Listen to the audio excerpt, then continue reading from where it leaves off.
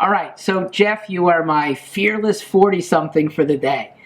I want to make sure that the speedy reading we're about to do has no tethering to what you might have learned 35 years ago. Because when I was taught to read, we had at most one word at a time. What were you taught?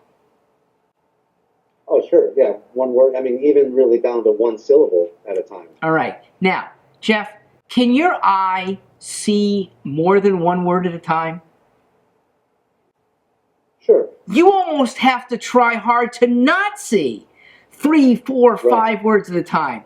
Jeff, do you think your brain can comprehend more than one word at a time? Let's hope so. You do it all the time.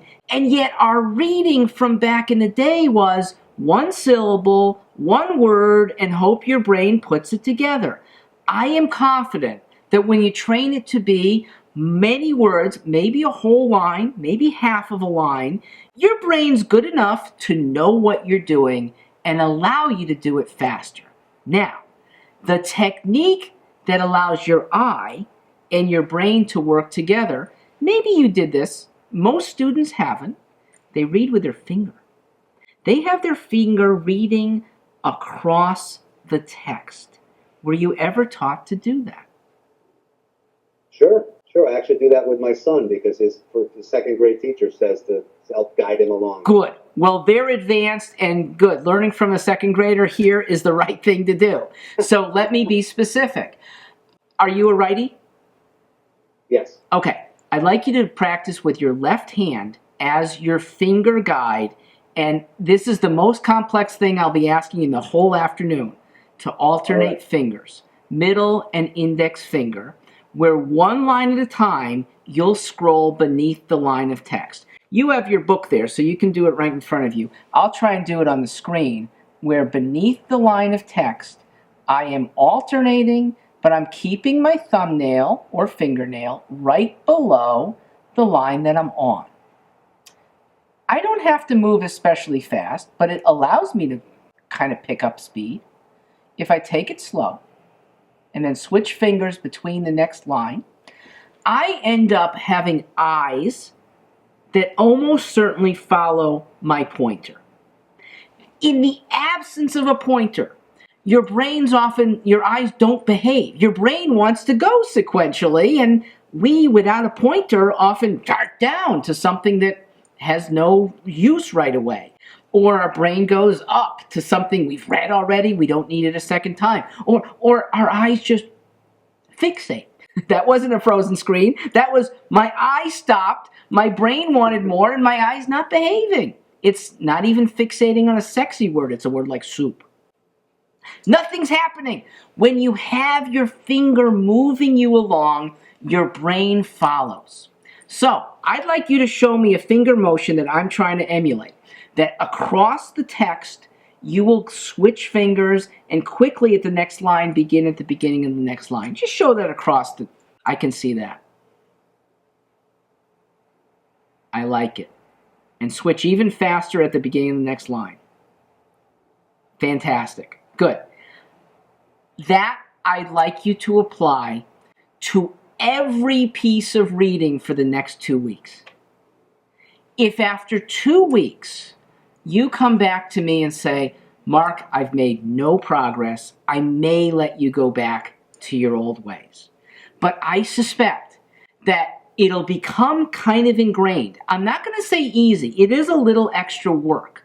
But most of us will trade a little extra work for being able to read 50% faster. If I can read 300 pages in my session instead of 200 pages, I'm a happy guy. I get a lot more productivity or a lot more pleasure. And you can decide whether to use this for work, for semi-work, Time Magazine or business journals, or just playing fiction if that ever happens in the Jeff life.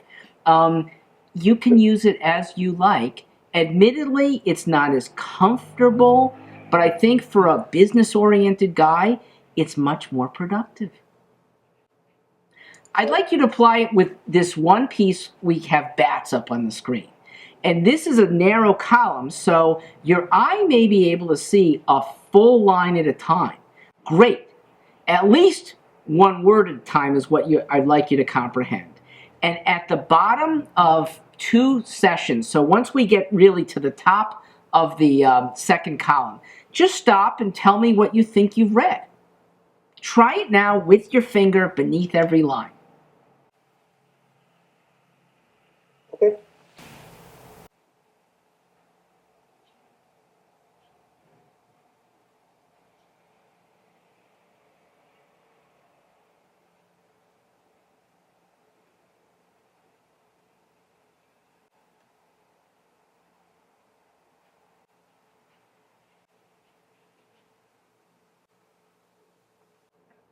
Okay, I've gone through the first paragraph much faster than I probably would have otherwise. Let's see if the first paragraph resonated. What's it about? Bats and Fine. the fear of bats and the I guess the perception or misconception that the public may have about bats. Oh, a great word too. Misconception. They used it. It's a great description. If I use the term bloodsuckers, which they used, does it mean bats really are bloodsuckers or are not bloodsuckers? Not bloodsuckers. Perfect. You got what you needed to out of that paragraph. And the great news is you did it fast. If you ever really needed to look up bloodsuckers, you'd know where to go. You'd be back in paragraph 1. This is a pretty well-labeled passage. They have nice questions in front of each paragraph. Not all writing is as convenient as this, but we ask you to try to make your brain map out what was happening. That, okay, paragraph 2 describes different types of bats, and paragraph 3 might describe a true fear of bats. When your brain has that mapping, then if you ever do need to go back, and that's where a kid with an open book test would need to do that, you've got a place to go that still saves you time rather than a 4-page document to find something. I'm already on page 1, paragraph 3. I'm going to find it. Jeff, you've been with me a little while, only via Skype. Had you ever learned this way before? No, certainly not. And do you feel the need to be face-to-face with your tutor for this kind of work? Surprisingly, no. You made this really simple. It makes perfect sense, and it's something where I feel like we're having a really good conversation here. And I'm available to you a lot more times of the day this way. I know how busy you are, so next time we meet, you can just schedule a Skype conference for us. That makes perfect sense, especially in my world these days. Take care. Thanks.